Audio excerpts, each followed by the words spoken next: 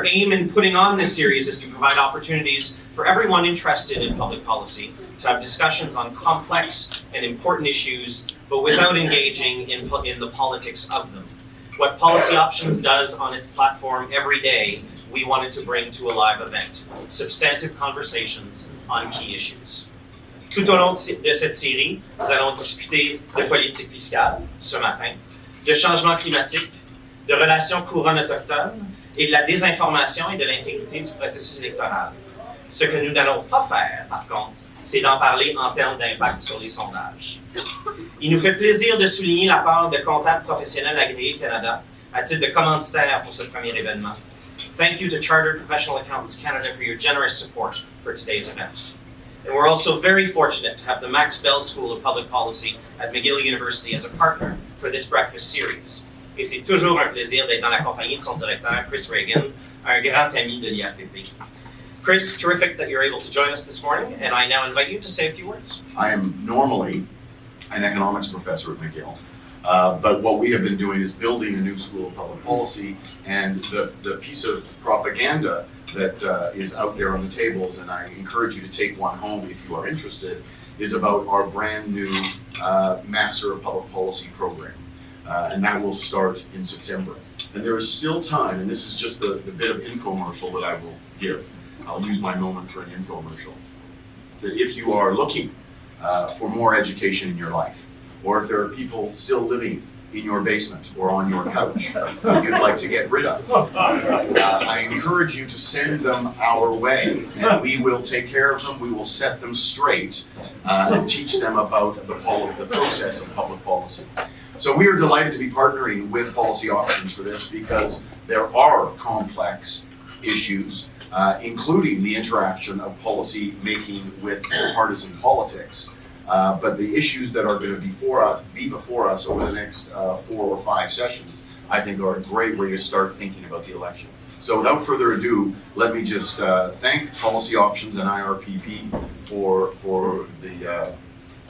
the creative process here, and turn it over to Jennifer to take us through taxation and breakfast. Thanks very much. Let me start by introducing our panelists, and I'm giving you a very abridged version of their impressive bios, so you've been warned. Allison Christians is the H. Heward Steichman Chair of Tax Law at McGill's Faculty of Law.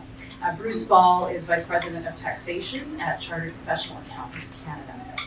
And Jennifer Robson is Associate Professor at the Clayton H. Riddell Graduate Program in Political Management. So let's give them a nice welcome. So as Graham mentioned about this breakfast series, what we really wanted to do is have an in-depth conversation about some key policy issues than what you usually get from media coverage during campaign season or from the leaders' campaigns. And when it comes to tax policy, often you hear about really specific things, right, during elections. So it's whether business or personal income taxes are going to be cut or raised, whether you're going to get a tax credit if you're a hockey parent or a tradesperson or a firefighter. So it tends to be really pocketbook type stuff. And so the purpose of this discussion is to get into sort of the bigger picture issues, so the forest, not the trees. And so, we thought we would have a conversation centered around 3 main issues: coherence, fairness, and complexity. And I want to offer you all as a disclaimer that I am definitely not a tax policy expert. I'm a real policy generalist, so you've been warned. But I figure at these events, I'm always learning something too. So I'm listening along with you and learning as well. So we're going to chat up here for about 40 minutes, and then there's some very smart people in the room I see from different areas of policy, so I'd like you to come and ask questions of our very intelligent panel here, and I think it's going to be a great talk. So starting off with the first big subject area, which is coherence. I guess the question we could ask is whether our tax system right now is logical. Do all the elements fit together? Are they all moving in the same policy direction? Is our national tax system coherent with what's happening internationally? Does it make sense with where society is headed or where the labor force is headed? So Bruce, I'll start with you. We could talk about coherence in terms of the corporate tax regime. The fall economic update had some measures for business, but not anything in terms of the corporate tax rate. So there are some who would say that our country is really not in sync with what's happening with other partners internationally, one country in particular, and that puts us at a competitive disadvantage. So I'd like to know what you think about that. Sure, thanks, and good morning, everyone. No, I agree with the comment in terms of was there a significant impact on competitiveness, and the in-sync part's a little bit of a different issue, but maybe I'll just start with the competitiveness part, just off the top with tax rates. The way I've been looking at it in CPA Canada is that we actually did, especially with the US, have a significant tax advantage. It was quite a wide gap between us and the US. And when you talk to people who were working cross-border, a lot of what they've discussed with you is how that sort of tax advantage would help sort of offset other issues. Regulations, race as an example. In some ways, it's more expensive to operate in Canada than the US and that sort of thing. And I think the big thing that everyone was worried about is what's going to happen when that sort of fairly long-term competitive advantage is essentially disappears overnight, as it did at the beginning of last year. And so that was a huge concern. The in-sync part's a concern as well, because the other thing that is happening is other countries around the world are moving ahead with making fairly large changes to their tax system as well. Canada was actually toward the front of the G7 in terms of rates, and now we moved back a little tiny bit in terms of rates, and the other countries have moved forward a little bit. So the concern we have is we're sort of standing still when everyone else is taking action. And I think from that perspective, I'm not sure for in-sync or not. The flip side is the rate issue's probably been the most debated item as well, because we can't possibly recreate that tax advantage we have. So what do we do? But the other concern we have is that business and decision makers are taking notice. Just as an example, we did a survey, our Business Monitor survey, and 68% of business leaders last fall believe that Canada is less competitive when compared with the US, just because of what's gone on. So that's a bit of a concern. The other thing, it was an interesting meeting at one event. One business leader was talking about how do they deal with expansion. They are expanding, I guess, in a slow, methodical, well, I wouldn't say slow, but a methodical way. And they wanted to make sure that they check everything out before they move into a new market. And the way they were talking was Canada might have been it, but the US tax changes might have moved it to looking at doing your next expansion anyway in the US. So there's concerns around that. The other thing I'll talk about later a bit, I think, is the personal taxes, because that enters into it when you're talking about owner-managers and people who own their own business. When you combine the corporate and personal tax, there's a larger gap, and that gap is getting bigger, where the US has an advantage over us in personal tax. So, last thing I'd say is, in terms of the economic statement, I think the reaction generally was positive, because the other big thing that was in the US changes was capital deduction, and the Canadian government did respond by essentially allowing you to claim 3 times the usual amount when you incur capital expenditures. And it depends which one you're talking about, because there's various rules. So CPA Canada, we thought that was a positive step, but it doesn't, I guess, change our thinking that we need to do a review of the tax system and take a look at competitiveness long term. So thank you, Bruce. Allison, there seems to be kind of a conflict at play here, which is that there's this downward pressure in different countries, but at the same time, you've got to get your money from somewhere. So how do we cope with that in Canada? How are we going to orient the system to seek new sources of revenue if we're pushing down on other areas like corporate taxes and income tax rates? Well, it's Yeah. thanks. It's a great question. To the bigger question, is the tax system coherent? Whenever you ask a question like in a headline, the answer is always no. And the question is, well, why is it no in this case? Well, because the answer for tax is always the same, because the logic of tax is not what's good, it's what gets you reelected.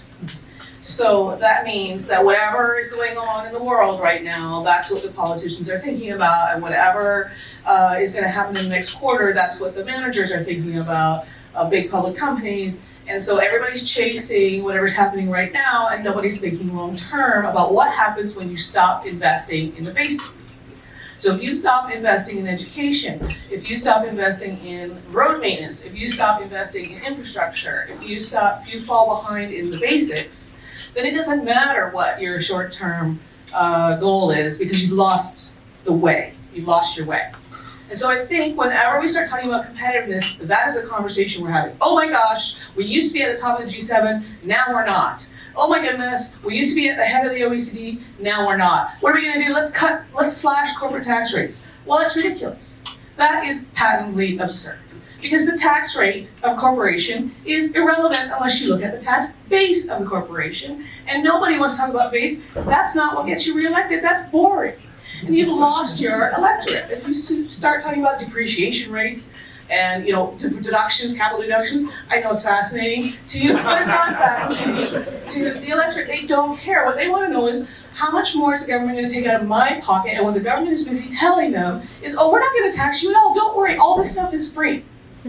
And if you teach your population that what you're doing is competing to get to the bottom of an unwinnable race, and what you're doing, what the right strategy is to never tax anybody for anything and let the market prevail, then that's a big mistake.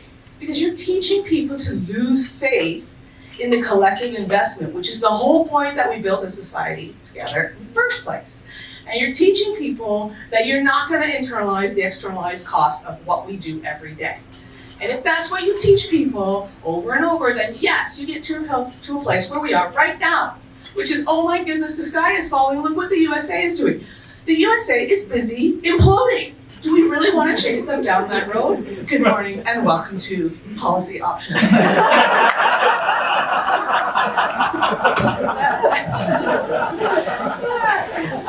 So let me go back to a part of my question, which is, okay, so at some point we're gonna have to consider other places where the taxation can go. So I'm thinking, no, but I love your answer. But you hear all kinds of things out there. For example, taxing robots. If we're moving towards a more automated future, and labor is a big source of taxation revenue, so taxing robots, taxing your properties, taxing wealth. Senator Warren has this new proposal for a wealth tax, right, for the top 0.01% in the United States. Is this something we should be talking about in Canada? Some of these. She's gonna give me another chance, you guys. I'm very sorry, Jen. I didn't have coffee. No, I did not have coffee. I don't need it.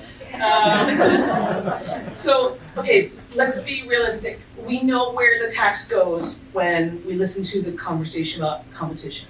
It goes to labor and consumption, right? That's who we've trapped. That's who the state can hold, right? Workers, they're here, they're physically here, we can grab them, we can pull their pockets inside out and take whatever's inside them. And consumers, consuming here, we can get the money from them. Who can we not get the money from? Well, Netflix. I mean, clearly, we cannot get it. We can try, Quebec, I think, is being very proactive in this way. We can try to make a deal with them. Listen, Netflix, we can't tax you, we realize this.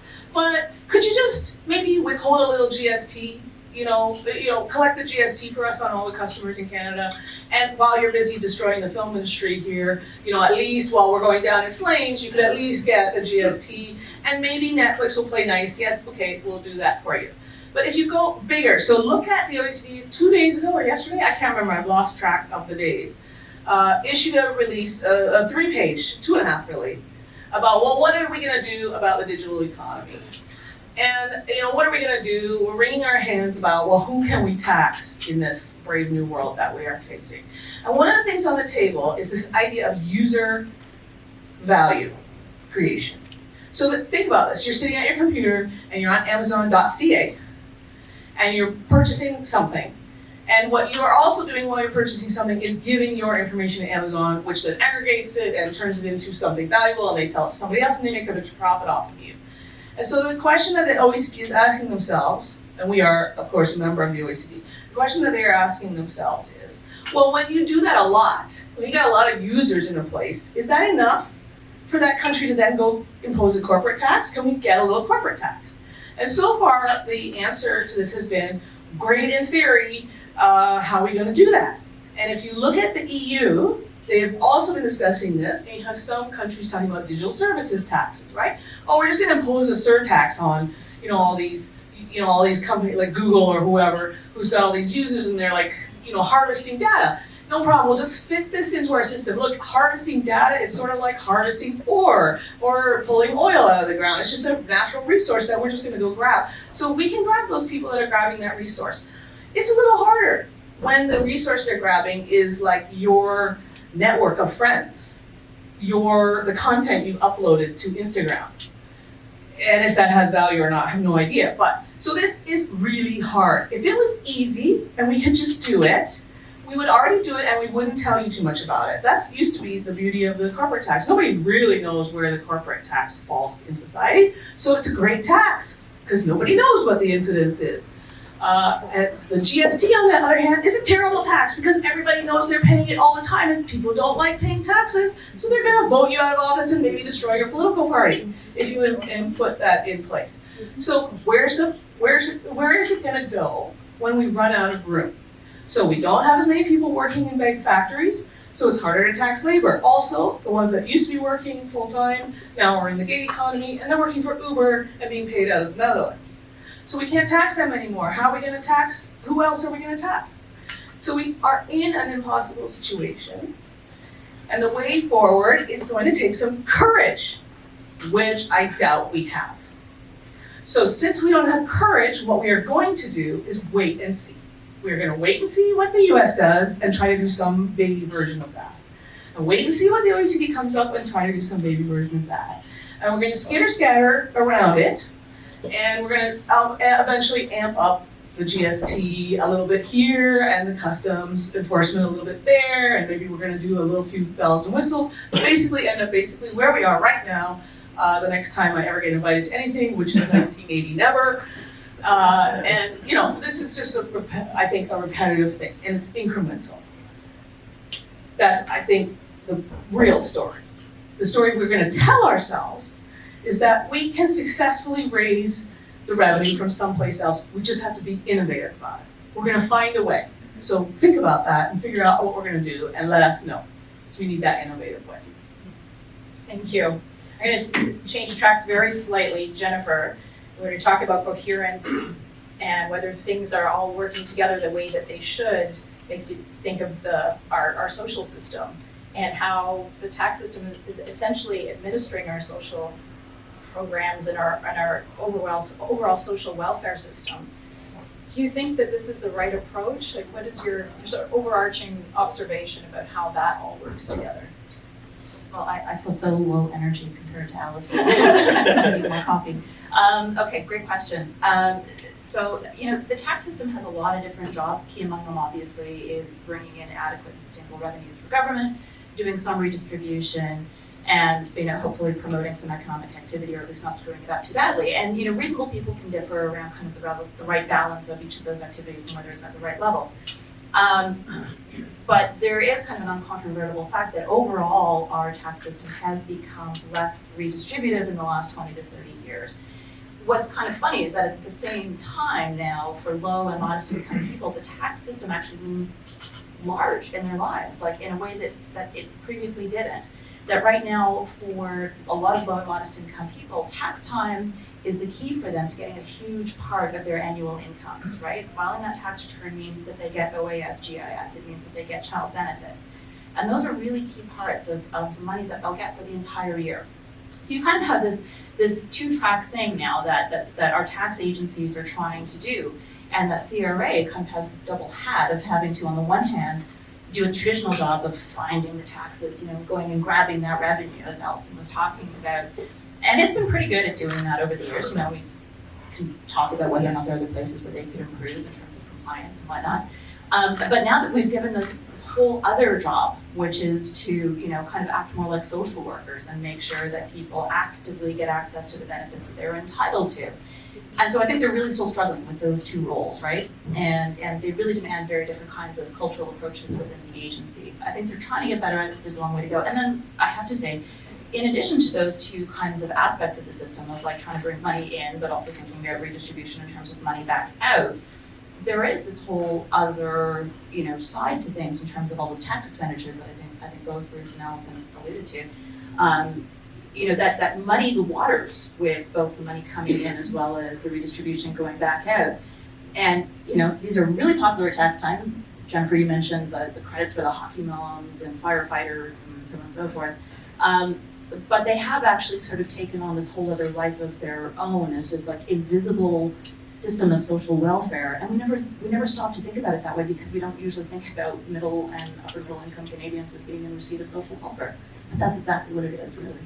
That makes me think of a piece, I don't know if Michael Wolfson's here today, sometimes he comes to our events, but he wrote a provocative piece for Policy Options last year where he was advocating for a guaranteed income, but to do that, to reduce, flatten our tax system to only 2 tax brackets, and take back the transfer, this is pretty radical, but take back the entire transfer to the provinces for anything related to social assistance, to pay for that. I'm not asking you to respond to that, but do you think that we should have a kind of more serious discussion about a guaranteed basic income in Canada as a way to kind of get rid of some of those expenditures and flatten out the tax system? Okay, let me try and do like the economist two-step on the one hand, on the other hand.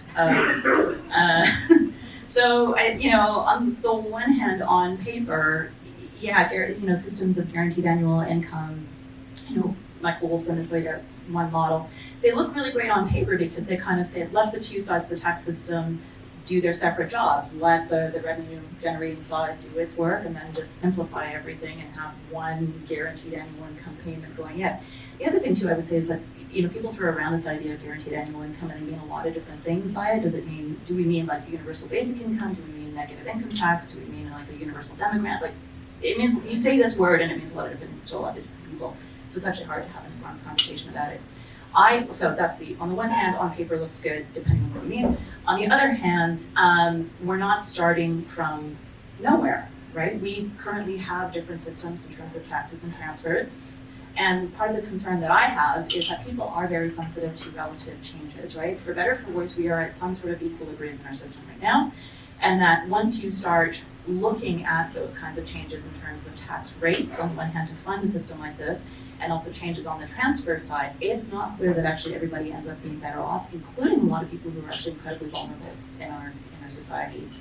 So that's sort of the good in principle, in practice not so clear, but wouldn't it be great if we actually had some data, some hard evidence that we could use to have an informed conversation on it? Wouldn't that be nice? Yeah, agreed.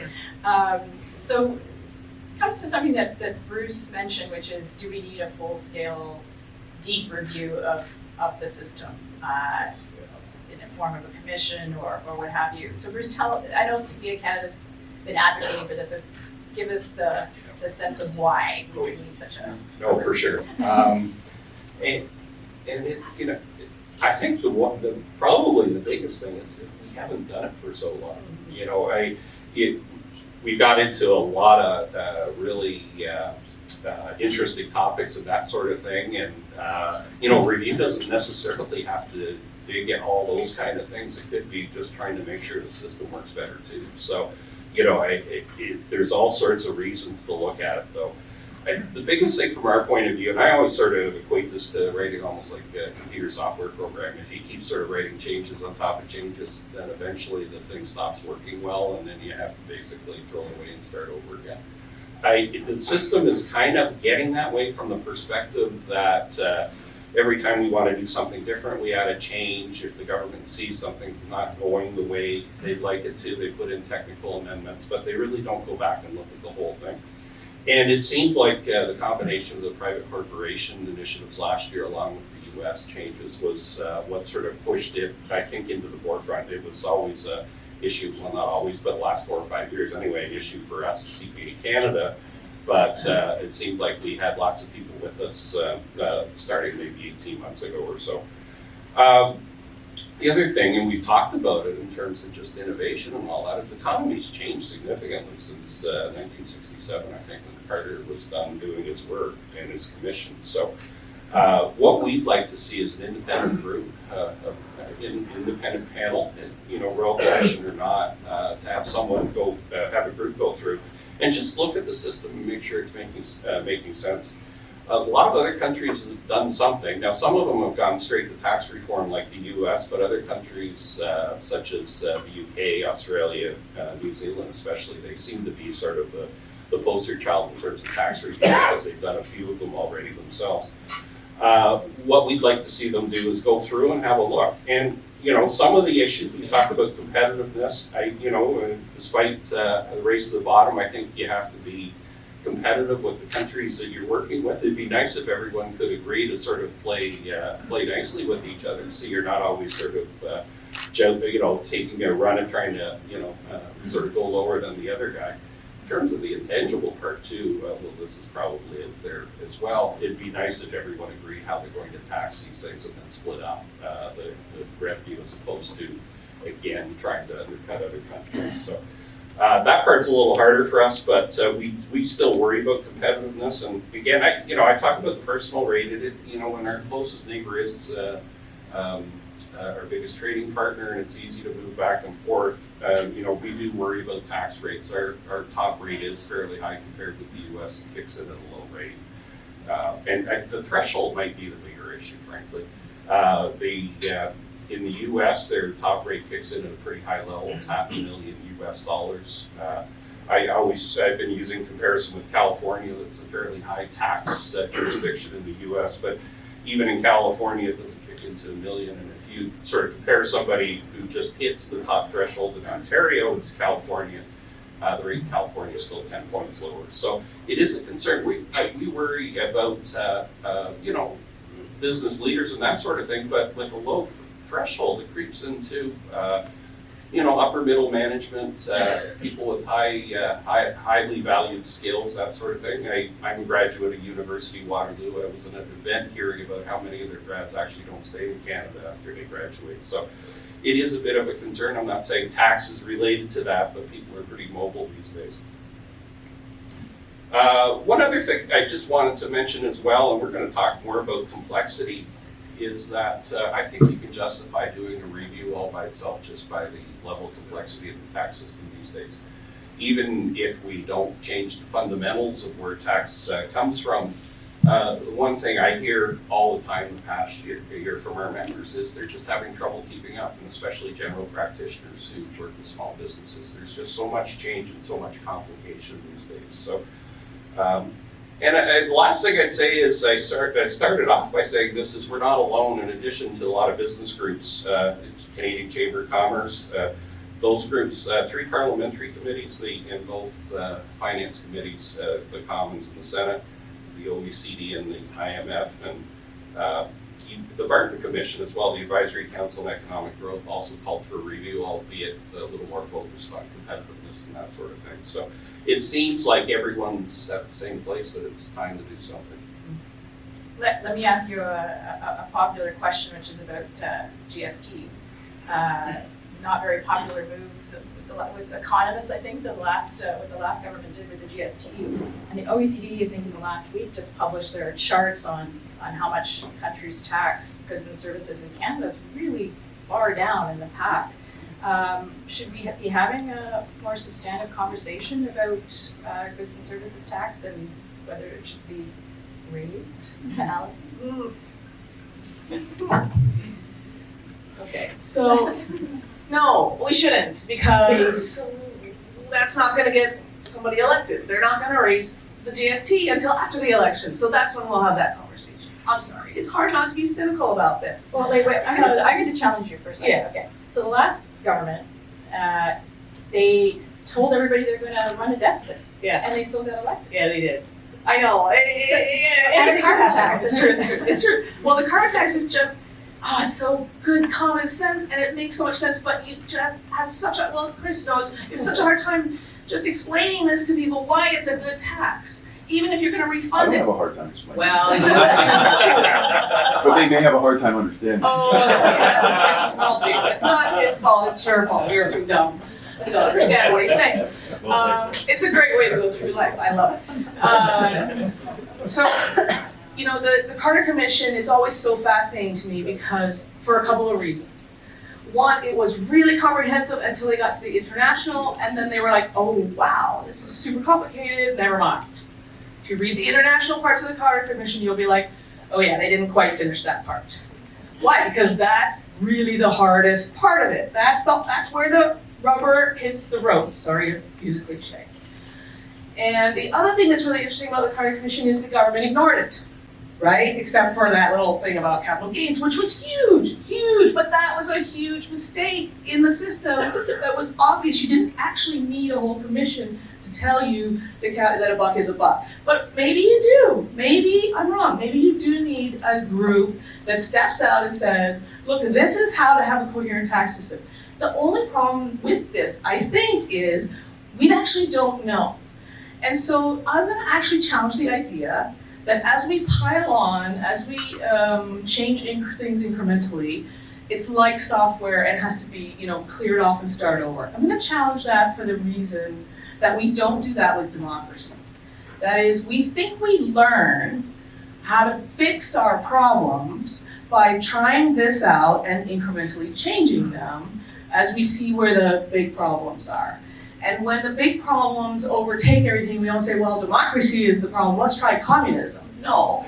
It's obvious that we have an income tax system and we have a goods and services tax, consumption tax system, and we could have a carbon tax system. Hopefully, we will have a carbon tax system. And we also have excise taxes and we have customs taxes. There's a whole range of taxes and it's a mixed portfolio. And what you do with your portfolio is you check it and you see how we're doing here and how we're doing there and things are looking bad here. And what we're really gonna do is try to work on compliance. I mean, I think that's really, it's not exciting, it's not sexy, but that's where the money is. It's working at, we have the right idea, we just aren't doing it right. We're not doing it well, can we do better? And that's not exciting, that's hard work. And then on the fundamentals, so with the idea of the GST, are we gonna raise the rate or lower the rate? We're gonna raise or lower, we're gonna do these things, and people are gonna try to drive around whatever speed bump we put in front of them, and we're right back to compliance again. So that's why I think it's what we're really working on, what we need to work on, is not teaching people that tax is bad. Stop teaching people that taxes are bad and incoherent and unfair, and stop teaching them that and start talking about why tax is an investment and why we have to invest, and start changing the conversation that way. I understand that this is just an academic who can say something like this. I mean, in practical terms, the client does not care whether people understand the tax. They just start looking at the bottom line and trying to see, is this an incentive to push somebody to the US? Well, there's a lot of reasons that people go to the US. Money might be one of them. Lower taxes might be one of them. There's a lot of reasons people stay in Canada. Paying taxes might be one of them. Paying taxes might be a reason some people decide to stay in Canada. Have we considered that? That there might be a reason to stay in a country that taxes you more? Do we ever think about that? Do our politicians come out and say there are reasons for that? Don't underestimate that could be a powerful message. You mentioned Warren, I'm going to talk about AOC, Alexandra Cortez. That one. Yeah, Ocasio-Cortez. Yes, thank you. I just know her as AOC, that's her Twitter handle. These sound radical, but that's right. You need to have that's often why I'm on the panel, right? To give you the radical position so that the moderate position seems more feasible. Because when all the positions are far too radical on the other side, that all tax is bad, all tax is theft, then the moderate position seems like it's way too lefty, liberal, pie in the sky. When you have somebody like me saying, actually, people don't hate paying taxes. What they hate is corrupt politicians, roads that don't get fixed, education systems that are broken, the failure of the system to take care of people. They hate that. And guess what? Americans hate that too. They've just been taught for a century that the government is the problem. Not a century, since 1986. They were told that. Government is not the solution, government is the problem. If we say that too, if we teach people that government is here to take money out of your pocket and throw it down the drain, then that's what we should expect, that we are going to be chasing after people with tax dollars instead of something more substantial. That's, I think, at the end of the day, raise, lower, I don't care. I mean, yes, I care, obviously I care, but what is the message that which we're giving, which is the long-term view?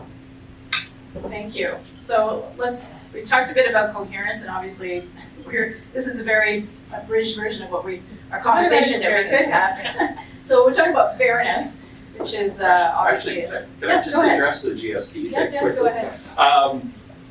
ahead. I hear it. I listen to it with interest and everything, but I don't understand, I guess, why we can't also at the same time work to make sure that the tax system works more efficiently at the same time. I think that's also something we can do.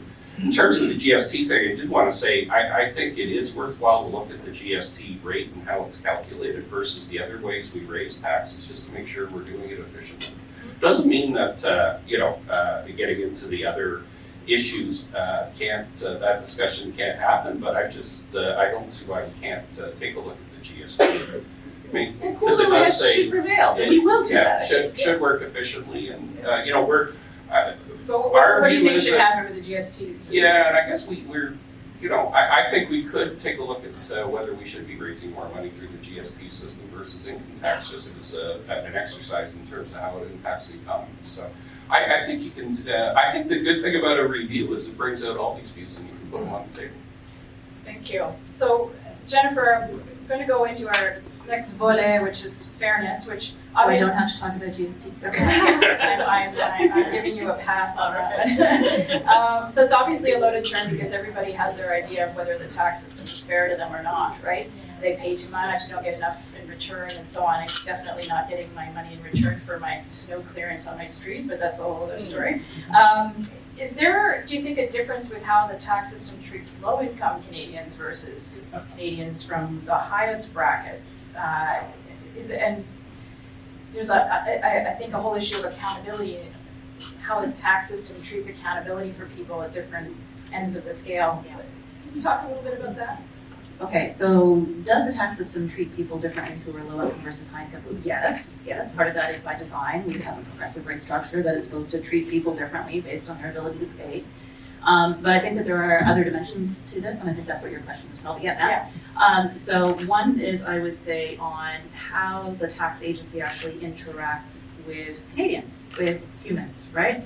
And there is some suggestion that if you happen to be a high-income person who is not in full compliance, CRA is happy to work with you and to come to some kind of accommodation, and they will be reasonably solicitous and whatnot, right? If you're a low-income person who's undergoing a benefit review, let me tell you, your life has now become hell, right? You have 30 days to respond, and if you don't in time, an important chunk of your income gets cut off, right? So there is that administrative fairness issue that I think deserves a lot more attention. Some of the other thing too is I think we need to spend some more time looking at fairness in terms of questions around gender, for example, and there's hopefully there's going to be some greater attention to that. The government sent some signals that they believe in gender-based budgeting and gender-based analysis. There are huge parts of our tax system that, while notionally they're supposed to treat men and women equally, they actually do have gendered effects quite clearly. Could you give us an example? Yeah, sure. For example, child care expenses deduction, the very fact that it is required to go to the parent with the lower income, regardless of who's actually contributing to the child care expenses, means that on the one hand it reduces the overall value of the deduction to the family as a whole, and on the other hand it sends a signaling effect that means it's, for most couples, the lower income earner is mom, and it sends a signal of like, this is mom's problem, this is mom's money, this is, as opposed to recognizing, look, childcare is actually, it's a family expense, right? So one small example there. I could go on. A couple of other gendered ones have fortunately been taken out of the tax system. But the other thing too that the tax system does, and this comes back to my beef with some of the tax expenditures, is when you look, for example, at incentives for accumulating financial assets, that right now our tax system, and Christy had written about this, right now our tax system is designed in such a way that it actually provides a much greater tax incentive to people who already have a higher propensity to save. So the higher the income, the more money you have to save, the better the tax bang that you get for using an awful lot of these, myriad registered accounts. We do almost nothing to make sure that we're actually getting any new saving out of that. It's probably just an awful lot of, asset shifting. And we do nothing at all really in terms of promoting financial asset accumulation by people who are smaller savers. So there's another, issue of fairness right there. Just briefly, can you tell us about this idea that I think it's gaining traction in France? There's I think a congressman in the United States talking about this idea of lifelong accounts as a concept for addressing intergenerational inequality. Maybe you can explain to everybody what that would look like in Canada, what a lifelong account is. I'm getting all the fun questions. Okay. Guaranteed annual income, lifelong accounts. Okay. Again, this is actually a little bit like guaranteed annual income in that it means a lot of different things to a lot of different people. So, you look at Singapore, they actually deliver their entire social welfare system using these lifetime accounts. I'm gonna pretend that we mean essentially like a tax benefited account that you can accumulate financial assets in, that you can use it for any purpose at all, that we're not restricting the purpose. Because right now, like we have an account that's for your retirement, we have an account that's for your kids' education, for example. So I'm gonna say we mean one that's like multi-purpose, and that you can keep it with you over the a long period in your life course. In a sense, actually, Canada has something like this already. We call it the tax-free savings account, right? You can get it at age 18 and just your room to contribute to it just keeps growing with age. There's also pretty good evidence though that because people are moving money in and out of our RSP, the retirement savings plan, they're actually treating it as though it were a lifetime account, even though it wasn't ever meant to be that way, and there are all kinds of tax reasons why it's actually bad for them to be doing this in a lot of cases. So, why aren't these two different kinds of accounts that we already have doing much to address inequalities the way that some people hope a lifetime savings account might? It comes back to that issue around how are we actually distributing those tax expenditures to accumulate assets within those accounts. And right now we're spending somewhere in the neighborhood of about $45–50 billion a year, federal level alone, notionally anyway, in incentives, as I said, being given to people who already have the highest propensity to save. Some of those other countries that you talked about, the United States, the UK, for example, have started to experiment with things like small savers credits. So, if we actually want to make a difference, we've got to start looking at whether or not a lifetime account like the TFSA platform needs a lifetime limit, which we still don't have, and also some actual incentive for people for whom actually this would be real new saving as opposed to just shifting assets. And I think if I'm not mistaken, the idea would be for people at the low income level that there would actually be deposits made by the state. Am I correct? So you, by age 18, you would have a certain amount of money that's stored up in there, and similar to the RESP grant. That's one way to do it, for sure. Yeah, like the United Kingdom, for example, experimented with something called the Child Trust Fund that said basically every kid born at a particular time automatically gets this money. And they actually did try and do a reasonable job of making sure that even if, mom or dad or mom and dad didn't know to open up this account, that the kids still got the money. Yeah, we do have education savings in Canada, and there's some people in the room who know an awful lot about that. And we do make unconditional grants into those, but again, I come back to this issue that at least with the RESP, it's earmarked for a particular purpose, and the idea behind a lifetime account is that it's supposed to be multi-purpose for anything at any time. So that dovetails well into a discussion about complexity, which I think we all have opinions on. Everybody will agree that doing your taxes is pretty complicated, which is why TurboTax makes so much money every year. But Bruce, a lot of chartered professional accountants do pro bono work, working with people to help them do their taxes. What do you hear from them about the complexity of the tax system? Yeah, no, that's a good question, and it's actually a pretty big initiative for us too. Just some numbers where we stand right now, we've had 2,000 members come forward to volunteer, and we have about 1,200 signed up. It's a bit of a process because they get software and they can e-file, but you have to go through a bit of a process with CRA to get signed up. So we do, through these volunteers, we help a lot of people do returns. And years ago, when back at my previous life at BDO Canada, I was helping the Ontario Institute just provide some training material around it. The big thing I hear from people is how that return is much different than the one they do for themselves. Like for a lot of people, it's fairly straightforward. You know, they'll have T4 from work, maybe some donations, an RSP slip. They probably use software. You know, they're able to as well because they have more resources than the people they're helping. So, you know, for me personally, doing my tax return, even, you know, I'm a tax person obviously, but even so, it's not a very complicated thing.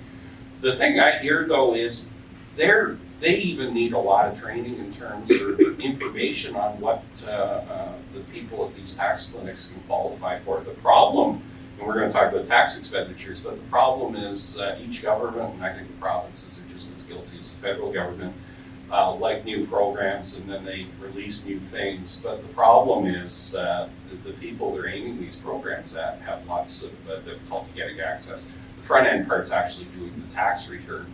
I think it's virtually impossible these days to do, especially a lower income tax return without software. And so that's the first step. So between us and the CRA, who also helps us out with this, I think that's a good start there in terms of that part. But the other issue then is the follow-up.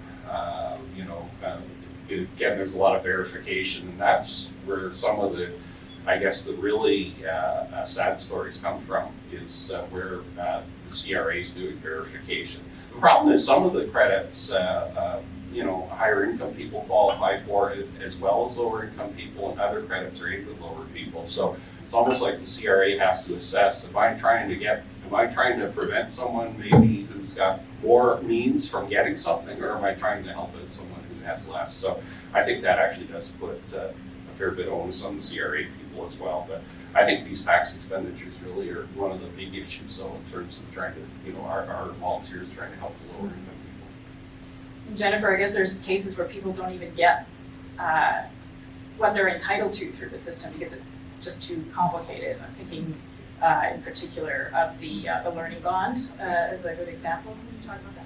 So, I mean, the learning bond is not directly administered through the tax system, but it's one of those benefits that if you don't file your taxes, your income can't be assessed, so now we can't check whether or not you're eligible for this program.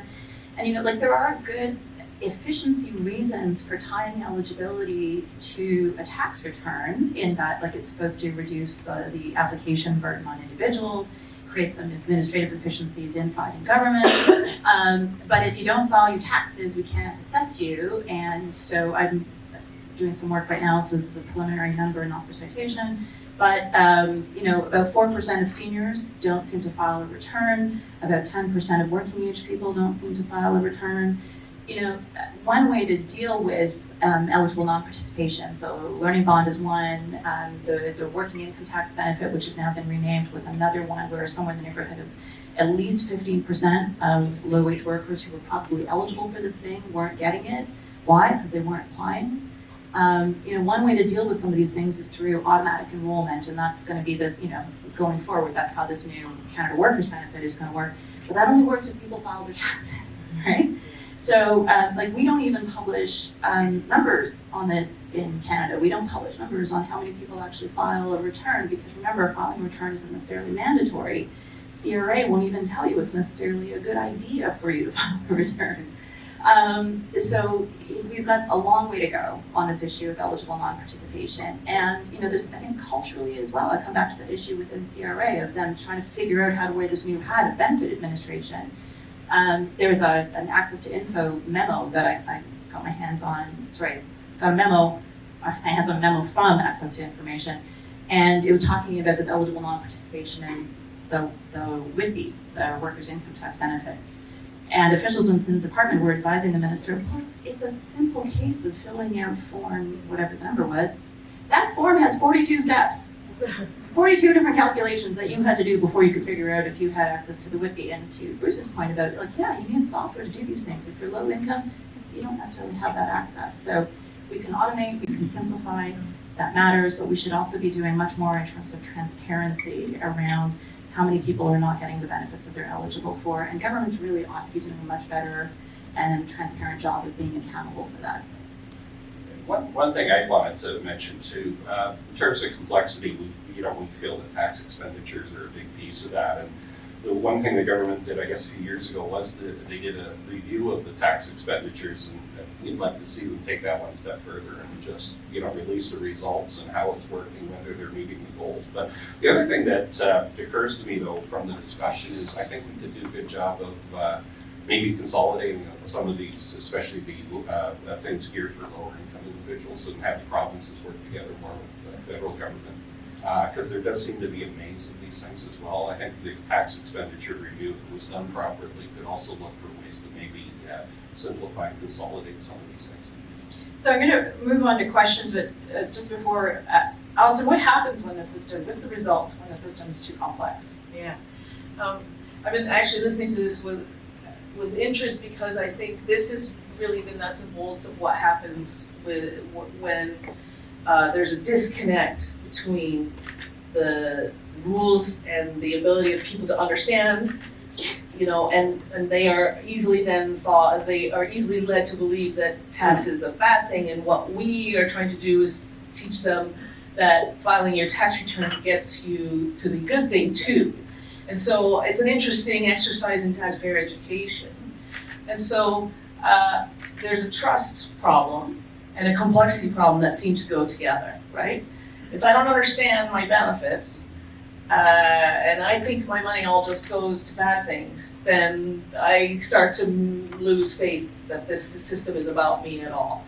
But interesting, isn't it, that the administration of benefits if it's means tested, we have to have an income system. That's it. I mean, we just don't have a choice. So that's why I'm not sure we're ever going to be able to reinvent any wheel. We're not going to come up with anything innovative, because at the base, every small problem starts at that big problem, which is that what we're trying to do with the tax system is tax on the basis of ability to pay, and it's really hard to figure that out. For some people, it's really easy. They're easy to tax. We can find out how much money they made. They have a few slips, they have a few pieces of information, and we have all the people that give them money so we can verify. They're easy to tax.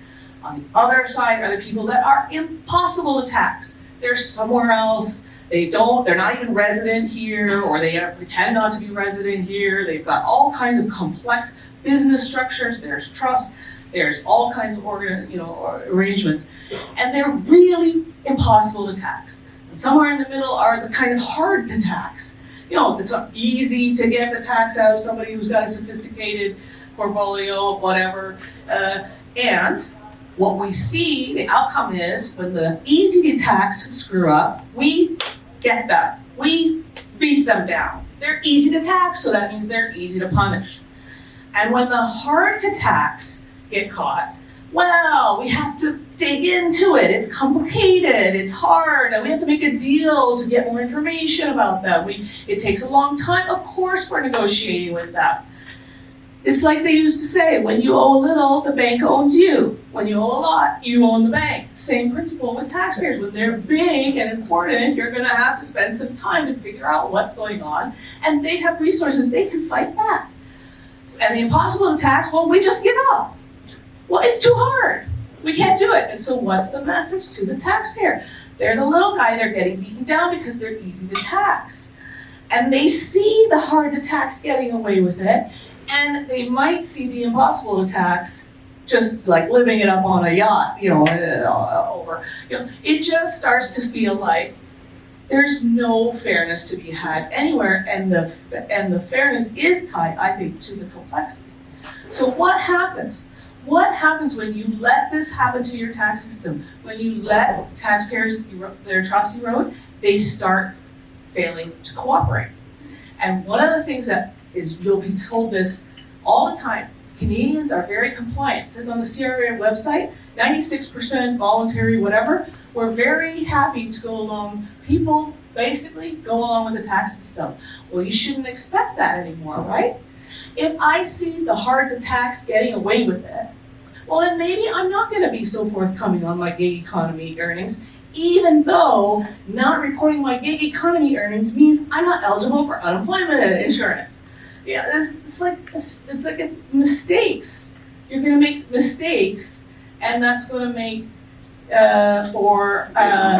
it's going to increase. It's a vicious cycle. It's going to increase the problem even more, and so we go down this road, and so that's why I think that we can talk about what's fair, and the politicians will tell us what they think is fair, but it really is, unfortunately, it does come down to this not very interesting, not very sexy, but a totally vital thing.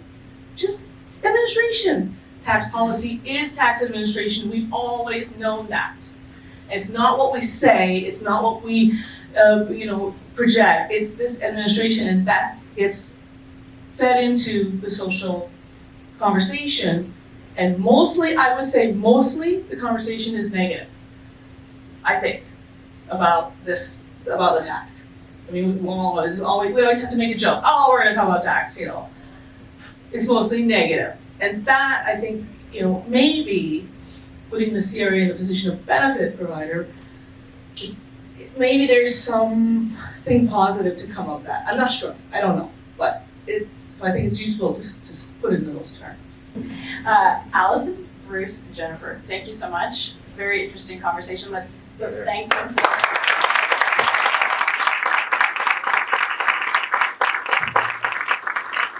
Thank you for being such an attentive audience. I want to thank the Max Bell School of Public Policy at McGill for partnering with us on this, not just this event, but the whole series. And thank you to CPA Canada for its sponsorship of this event. I want to give a shout out to my colleagues Shirley Cardenas and Suzanne Lambert who are here. Thank you very much. Thank you to all of you. And finally, I just want to plug our next event on February 25th, same time and place. We'll be talking about climate policy. We have another great panel with Nancy Oldweiler from SFU, David McLaughlin, and Celine Bach. And I wish you a glorious rest of your day and keep warm.